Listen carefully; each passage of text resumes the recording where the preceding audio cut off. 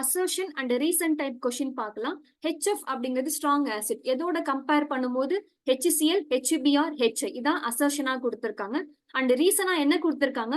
ஏன் HF அப்படிங்கிறது strong ஆசிடா இருக்கா? இதுக்குதான் ஹையஸ்ட் எலக்ட்ரோநெகட்டிவிட்டி டிஃபரன்ஸ் இருக்கு. அதனால HF அப்படிங்கிறது ஸ்ட்ராங்கஸ்ட் ஆசிட். இதான் அசர்ஷன் அண்ட் அதுக்கான ரீசன். இதை நம்ம செக் பண்ண போறோம் கரெக்டா இல்லையான்னு. அசர்ஷன் அப்படிங்கிறதே தப்பு. ஏன் அப்படின்னா H high is the strongest acid compared to HCl, HBr and then HF. இது எப்படி சொல்லலாம்? ரெண்டு கான்செப்ட சொல்லலாம். ஒன்னு பாண்டோட ஸ்ட்ரென்த்தை பேஸ் பண்ணி, ரெண்டாவது பாத்தீங்க அப்படின்னா ஆனையானோட ஸ்டெபிலிட்டியை பேஸ் பண்ணி.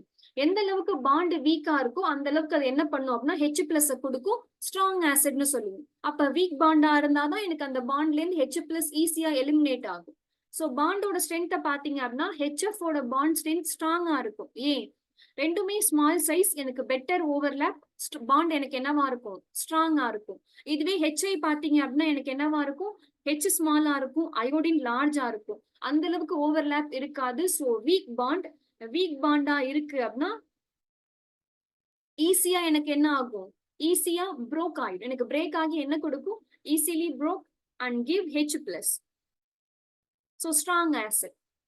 அதே போல வேற என்ன கான்செப்ட் சொல்லலாம்? ஸ்டெபிலிட்டி ஆஃப் ஆனையான் கான்செப்ட்ல சொல்லலாம். சோ எல்லாத்துலயுமே H+ ரிமூவ் பண்ணிட்டேன் அப்படின்னா என்ன ஆனையான் கிரியேட் ஆகும்? H-, Cl-, Br- and F-. So F-. இந்த ஆனையான் இருக்கு பாத்தீங்களா? இந்த ஆனையான்ல யாரு மோர் ஸ்டேபிள் ஆனையானை யாரு ப்ரொடியூஸ் பண்றாங்களோ அவங்க ஸ்ட்ராங்கஸ்ட் ஆசிட்னு சொல்லுவாங்க. சோ இந்த 4 ஆனையான்ல யாரு மோர் ஸ்டேபிள் அப்படின்னா அயோடின் வந்து மோர் ஸ்டேபிள். எப்படி சொல்றேன்? எந்த அளவுக்கு சைஸ் லார்ஜா இருக்கோ அந்த அளவுக்கு ஆனையான் ஸ்டெபிலைசேஷன் வந்து லார்ஜா இருக்கும்.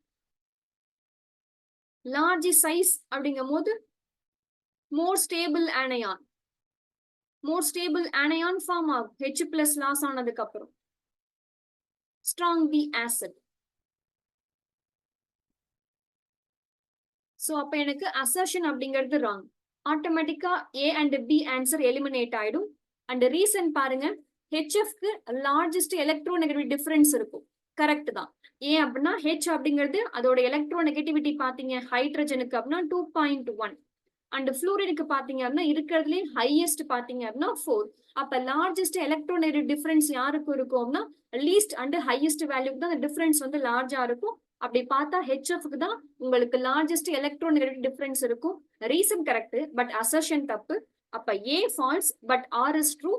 D is a correct option.